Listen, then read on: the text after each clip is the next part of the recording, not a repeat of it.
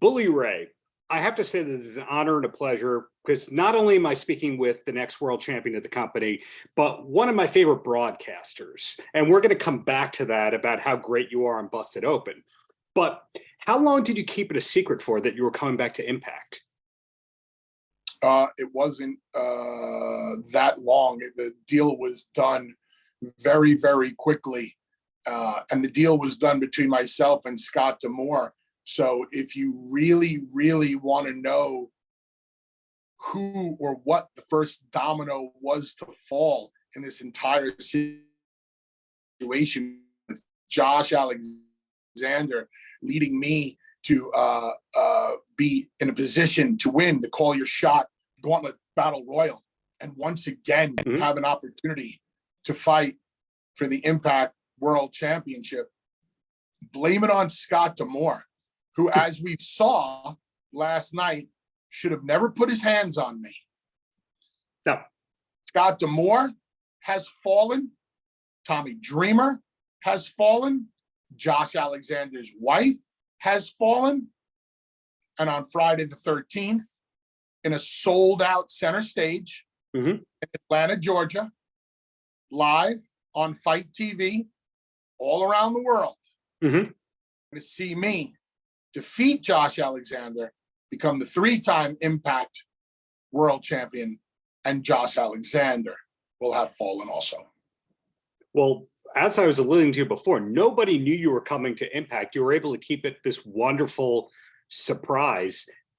When have I done anything in wrestling that didn't shock people or make it a surprise? When I returned to the Royal Rumble in 2015, one of the loudest pops in Rumble history. When me and Devon returned to the WWE at the Barclays Center Monday Night Raw, another monster pop. You never know when I'm going to show up. It's because I know how to keep my mouth shut.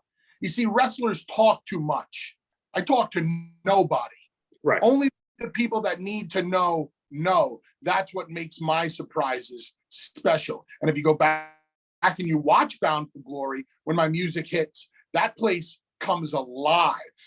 Yeah, I agree entirely. So again, it's great to see you at the top of a company yet again. You've consistently been at the top for 25 or so years now, nonstop. Now, the level that you are at now, did you think that you were going to be here in the early 90s, or were you one of those, I'm going to have 3 good years and then leave the wrestling business? No.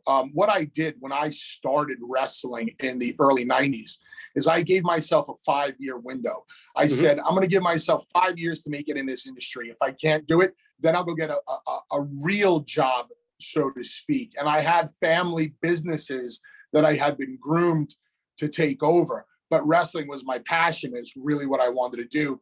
And then in 1995, in September of 95, I showed up to an ECW show in Middletown, New York. And the rest is history. Right. As far as me being a singles wrestler and having singles success, that is something I never wanted nor expected. I was always a fan of tag team wrestling, but once me and Devon had conquered the world of tag team wrestling and there was nothing left for us to do, and we became the most decorated tag team of all time, I figured, okay, I'll give this singles thing a shot. And after about a year, Eric Bischoff pulled me on the side and he said, basically told me, he says, I'm going to give you the ball. Let's see if you can run with it. And I think I have from that day. Right. Well, if I can keep complimenting you, I don't know if this is going to make you uneasy to hear just nice things consecutively said in your direction, but you're such a natural for broadcasting, and your work on Busted Open, you are alternately hilarious, unlikable, the gamut runs on a regular basis. But did you know that you wanted to be a broadcaster early into your wrestling career? I always knew that I was interested in radio. I had a lot of friends in radio. One of my closest friends, Buckethead, Jason Bailey, out of Orlando and Tampa and Atlanta, always being on successful shows of his own. Me and him talked a lot, and he, gave me a lot of pointers, and he also helped, with, giving me the confidence and telling me, hey man, you can really do this. I knew about my speaking ability in the wrestling business. I said, I think this can translate to radio also. And then one day, me and Dave LaGreca were having a conversation about Busted Open. And I said, how do you feel about taking the show to the next level? He said, what do you mean? I said, well, what if we have a show that revolved around an expert, so to speak, and a fan? And I think since that day, Busted Open really took off. And you mentioned how I can be hated, loved, laughed at, and everything in between on the air. And that's because of my brutal honesty. I just don't give a fuck about what people are going to think. What I do care about is when things get taken out of context and people use things for clickbait headlines. That I think is just awful and uncalled for. But I have always spoken my mind about pro wrestling. And I think that's why people tune into Busted Open, because they know that I'm going to give a fair, honest opinion about a show or a talent or a promo or anything in between. And I don't play favorites. And I don't blow smoke up people's asses. If I put you over on Busted Open, it's because you deserved it. You earned that put over. And if I have some constructive criticisms for you, you might want to listen up, because I've kind of been there and done that in every wrestling company in the world. So I'm not telling you that my way is the be all and end all, but I've seen enough to be able to give people pointers. Another thing that interests me and a lot of people about you is you're a Long Island guy, and you're not one of the people that immediately people go, oh, Long Island wrestling scene, Bully Ray. When in your life did you leave Long Island? When did you decide that you had it? I think when I signed my first WWE contract, I moved to Florida in like '99, because Florida is a lot more friendly state tax-wise than New York is. So that was basically a no-brainer. And I knew if I wanted to, if I was only going to be home for 1.5 or 2 days a week, I'd rather be in the sunshine than in the cold 6 months out of the year. The part of Long Island that you come from, a lot of notable people grew up there besides yourself. Were you in high school at the same time as Todd Phillips? I don't know who Todd Phillips is. He directed The Hangover, wrote Old School, a lot of other great movies. No idea. I'm famous than him. Definitely more famous than him. And what can you do? Were you in high school, though, with any other notables at that time? Because, again, your high school is a very notable one. I believe I went to high school with a dude named Josh, who was on the first year of The Surreal Life. Is that true? I don't know.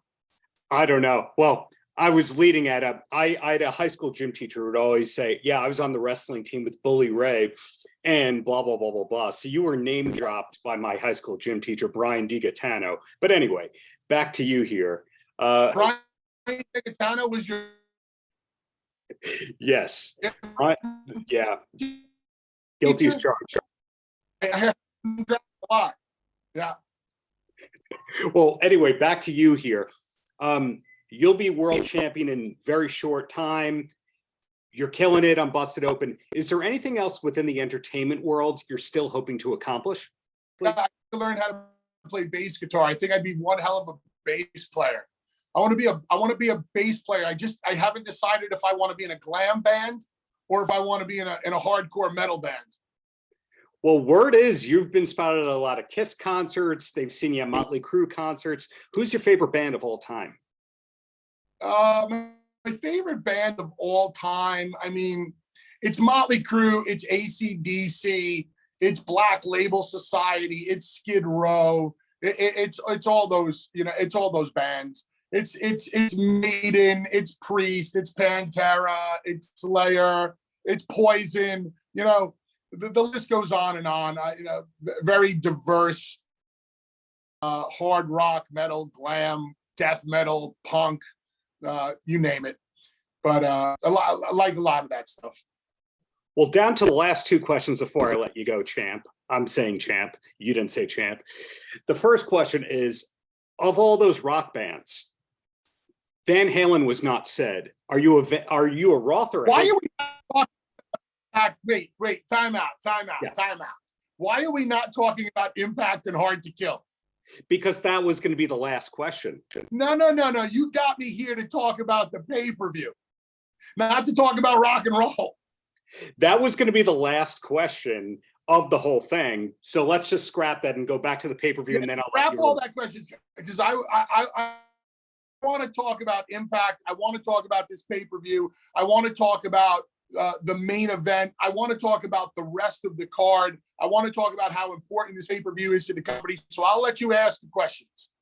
Well, then let's go back to that. This topic of choice. Obviously, your match is going to steal the show, but what's the second best show match on the card for that show? I'm looking. There are 3 matches that really have my attention. And if I wasn't on the show, 3 matches that I'd probably be talking about on Busted Open are Mickie James versus Jordynne Grace for the Impact Women's World Championship. Mickie putting her career on the line against Jordynne Grace, who is the current women's champion. Really interested to see what happens. And if Mickie were to lose, will she really hang up her boots and retire? Another match that I'm really is the Machine Guns versus the Major Players. Bay and Austin are coming off a successful tour of Japan. The Guns and it's interesting because the Guns, Bay and Austin are going to set a whirlwind pace, and it's going to be interesting to see if Heath and Rhino and the Major Players can keep up with them. And then last but not least is Jonathan Gresham versus Eddie Edwards. Jonathan Gresham, the quintessential wrestler's wrestler, a former Ring of Honor Pure champion, versus Eddie Edwards, a guy that could go wrestle in Noah, but also have a death match with Sami Callihan. So that one's got my attention. The whole card from top to bottom is stacked. I think that this is a great card for Impact Wrestling fans. I also think it's a great card and a great pay-per-view for fans who have never watched Impact before. And if you never watched it, fight.tv all over the world. There ain't no tickets left in Hot Atlanta because I'm in the main event and I sold that bitch out. Well, the follow-up I wanted to ask that is, had you performed at Center Stage in other promotions? Yes, I performed in Center Stage with Ring of Honor. There you go. So it's interesting to see how your career is just full of full circle moments in a wonderful, wonderful way like that. So the last question about Impact before I let you go is, you mentioned the Fight TV partnership before, which puts it on the map internationally. Did you know about that before it was announced to the public that the Fight TV partnership was happening? Yeah, I knew that Impact and Fight had a relationship, and I think it's great because more people get to put more eyes on their product. And I honestly think, and I've said this on Busted Open, Impact Wrestling is the best product out there that people really don't know about. And we give people an opportunity to talk about Impact Wrestling on Busted Open. And in the past 3 to 4 months, they've wanted to talk about it more than ever before. Impact is doing a great job. Listen, I might have my problems with Scott D'Amore and Tommy Dreamer and Josh Aleander, but the company as a whole, I think, is doing a fantastic job. And the locker room is what impresses me the most. Very, very aggressive, hard-working locker room of men and women who are going out there and really trying to carve out their spot, find the spotlight, get themselves over, earn themselves opportunities at gold, earn themselves opportunities at more lucrative contracts. And I'm not here to pass down a torch. I'm here to grab Josh Alexander's gold. I'm not a fan of that whole passing down the torch. If you can take the torch, then take the torch. But if you can't, fuck you. Champ, I appreciate your time and the many, many years of great matches you've given us as fans. So thank you and have a wonderful rest of the day otherwise. Thank you very much. I appreciate your time. Paltrocast.